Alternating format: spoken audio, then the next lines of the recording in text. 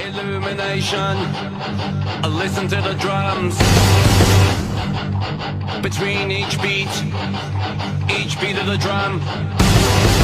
Oh beloved mother of liberty, hold me in your arms.